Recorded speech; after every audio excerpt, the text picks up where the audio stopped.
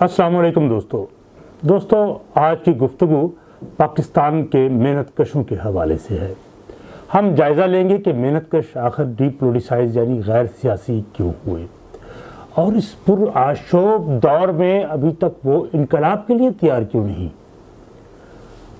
दोस्तों याद रखें कि हर समाज का अपना ढांचा यानी स्ट्रक्चर होता है और इस स्ट्रक्चर या ढांचे का एक सिस्टम, एक निज़ाम होता है जिससे वो अपने मामलात चलाते हैं।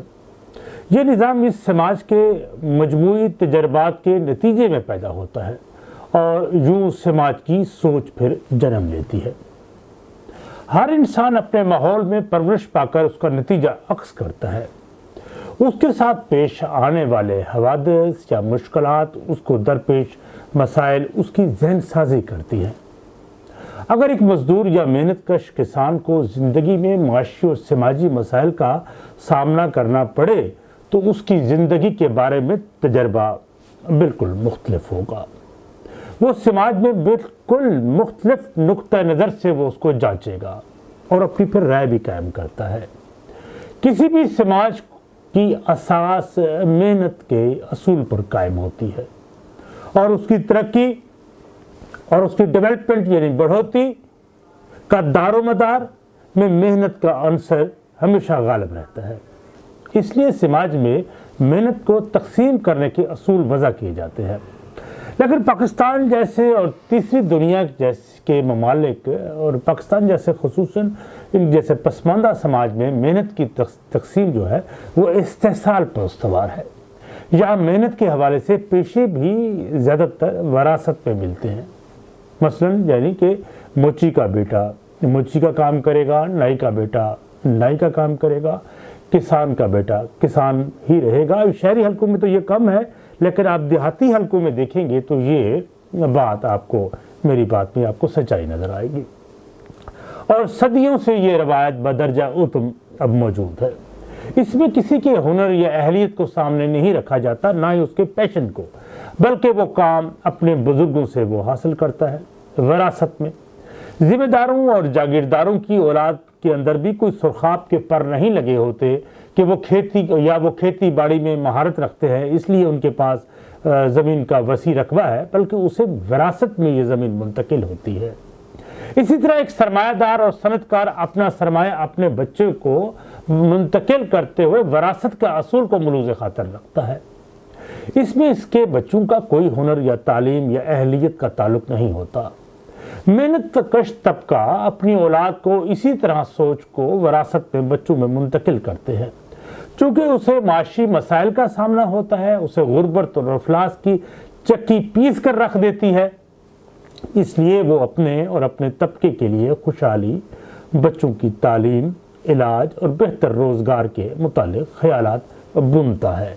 लेकिन दूसरी तरफ सरमायादार का तजर्बा बिल्कुल मुख्तलिफ नौइयत का होता है।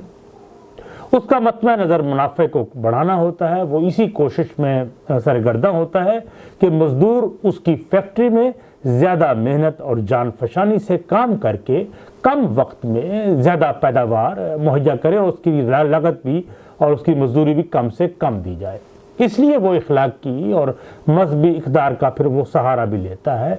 उसके लिए उसने अपने वसूल वज़ा कर रखे हैं और उसकी हर मुमकिन कोशिश होती है कि वो किस तरह मजदूर को मेहनत कश को बावर करवा दे कि वो दौरान काम अगर एक लम्हे की सुस्ती या सुस्ताना उसके रिज़्क में हराम का अंसर शामिल कर देगा, जिससे उसके रिज़्क में फिर बरकत नहीं रहेगी, हलाल वाली तासीर नहीं रहेगी। ये भी उसकी दी हुई सोच का हिस्सा होता है कि उसकी फैमिली में या वो खुद अगर बीमार हो जाए तो उससे भी वो हराम की कमाई करार दी जाती है।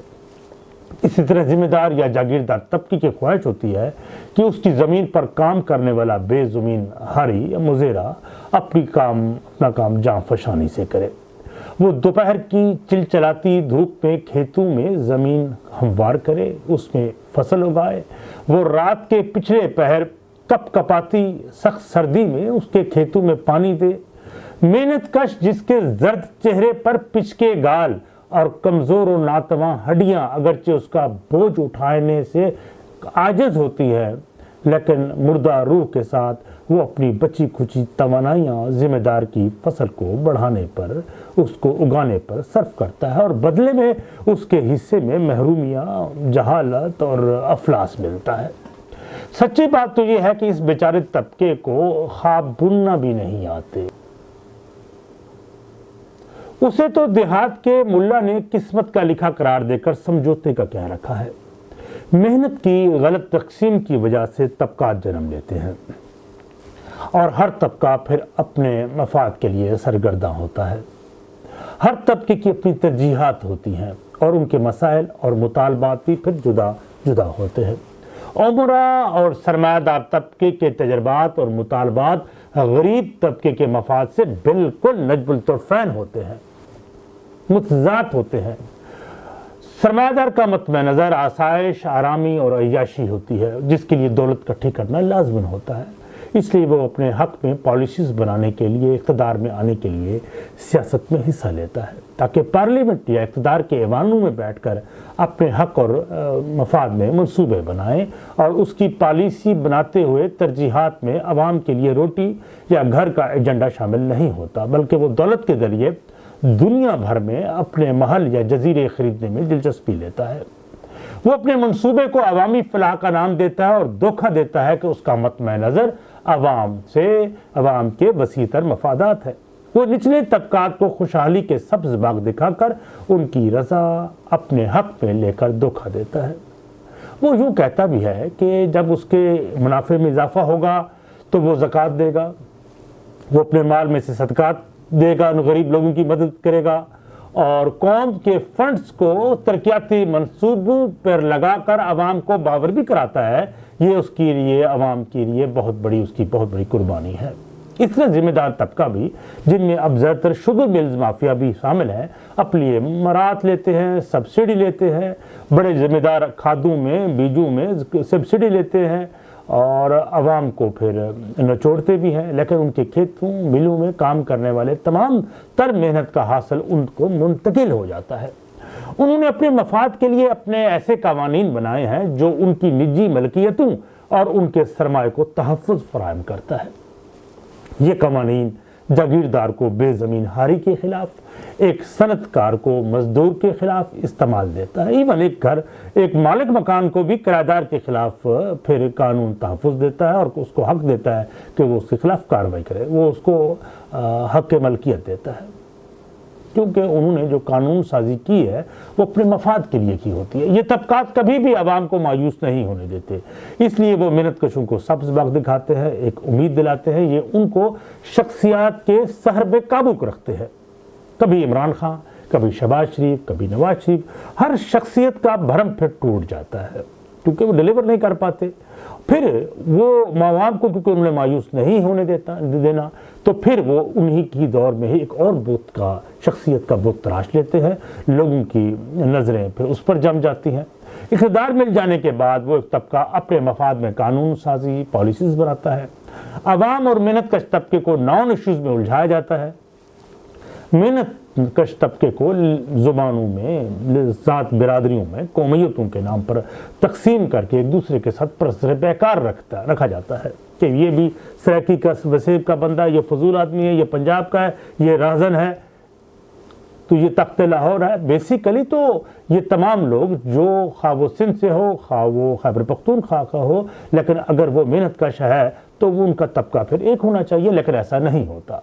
उन्हें फिर मजहबी फ़िरकों में उलझाकर नफरत के बीज बोए जाते हैं ताकि उनमें इत्तेहाद पैदा ना हो और उन मराज याफ्ता तबके को वो चैलेंज ना दे, क्योंकि सरमायादार और ज़िम्मेदार तबका एक सोचे समझे तरीके से मेहनत कश तबके की नौजवान नस्ल को, अब तो हमने ये भी सामने आया है कि वो उसकी नशे की वगैरह की लत में मुँह डाल देता है और ऐसी खराफात में उलझाया जाता है कि मेहनत कश तबका उनके सियासी निसाब को ना समझ सके, ना ही दुरुस्त अंदाज में हालात का जायज़ा लेकर अपनी राय काम कर सके। इस इस्तेसाली तबके के दलाल दानिश्वर जो टीवी चैनल्स पर दीगर मीडिया को बरूए कार लाकर दलाइल दे रहे होते हैं कि सोशलिज्म एक नाकाम निज़ाम है जिसे अब अमल दरामद करवाना नामुमकिन है اور یہ غیر فطری ہے۔ تو ان سے کوئی پوچھنے والا نہیں ہے کہ سرمایہ داری کی لوٹ مار اور ذمہ داری کا استحصالی طریقہ کون سا اخلاقی پہلو ان کے پاس ہے۔ لاکھوں محنت کشوں کی محنت کا معاوضہ ایک سرمایہ دار کی تجوری میں منتقل ہو جاتا ہے تو اس کا کون سا اخلاقی جواز ان کے پاس ہے۔ اگر یہ بات ان اصولوں کی جائے اور اپنا حق مانگا جائے تو پھر یہ سامنے مذہبی پیشواؤں کو لاتے ہیں جو مذہبی حوالی دے کر راضی رکھنے کی عوام کو کوشش کرتے ہیں تاکہ عوام اکیلے میں بھی یہ نہ سوچنے کی جسارت کر سکیں کہ گویا کہ اگر وہ یہ سوچیں گے اپنا حق مانگنے کے بارے میں سوچ بھی اگر آئے گی تو وہ تباہ و برباد نہ ہو جائیں، ان کو ڈرایا جاتا ہے۔ یہ وہ سارے ہتھ کنڈے ہیں جو آج کی سرمایہ دارانہ دنیا نے انسانوں پر نافذ کر رکھے ہیں۔ پاکستان کے طول و عرض میں خفیہ ایجنسیز کی رپورٹ کے مطابق 30,000 سے زیادہ سرکلز موجود ہیں جو اس نظام زر کو چیلنج کر رہی ہے، لیکن افسوس کہ ان میں ربط نہیں ہے، ایک مضبوط تنظیم کا فقدان ہے، ان میں کمیونیکیشن گیپ ہے۔ اس کا فائدہ سرمایہ دار اور ذمہ دار طبقہ خوب اٹھا رہا ہے۔ محنت کشوں کو تمام فروعی اختلافات باشمول مذاہب، زبان، قومیتوں کے ایک پلیٹ فارم پر اکٹھا ہونا ہوگا۔ ہر انسان کو طبقاتی کش بکش کو سائنسی انداز میں سمجھنے کی کوشش کرنی ہوگی، ہر محنت کش کو، اور محنت کی تقسیم کار کو درست انداز سے اثر و مرتب کر کے ہمیں اپنی سٹرگل کرنی ہوگی، جدوجہد کرنی ہوگی۔ محنت کش کو ڈی پولیٹیسائز کرنے کی سازش کو آپ سمجھ لیجئے کہ محنت کشوں کو جانتے بوجھتے غیر سیاسی کر دیا گیا ہے، ڈی پولیٹیسائز کر دیا گیا ہے تاکہ ان کے نظام کو چیلنج نہ مل سکے۔ تو ہمیں ہر محنت کش کو سیاست میں بھرپور حصہ لینا ہوگا، اپنی طاقت، اپنی پوٹینشل آنے والی نسلوں کے لیے اس اپنی زنجیروں کو توڑنا ہوگا۔ آپ کو ڈی پولیٹیسائز نہیں ہونا، آپ نے سیاسی عمل میں آنا ہے۔ اس لیے اس سیاسی جدوجہد میں ضرورت ثمر کی ہے۔ کامیابی آپ کو اس وقت مل سکتی ہے جب ہمارا طبقہ، ہمارا محنت کش طبقہ اپنے طبقے کے ساتھ اخلاص کی شرط پر وہ کام کرے گا، اور یقینی اگر ہم یہ کام کریں گے، حالات اس پرآشوب دور میں اس حالات اس نہج پر پہنچ سکتے ہیں کہ محنت کش اپنا راج ضرور قائم کرے گا۔ اب آپ سے میں اجازت چاہوں گا کہ نئے گفتگو کے اوپر آئیں گے، اسی ٹاپک کو ہم آگے بڑھائیں گے۔ والسلام۔ اپنی رائے کمنٹ باکس پہ ضرور دیجیے گا، اور اگر ممکن ہو سکے آپ کو میری بات پہ اتفاق ہو تو پھر چینل تلاشِ حق ود عامر ہاشمی کو سبسکرائب کریں۔ شکریہ، والسلام۔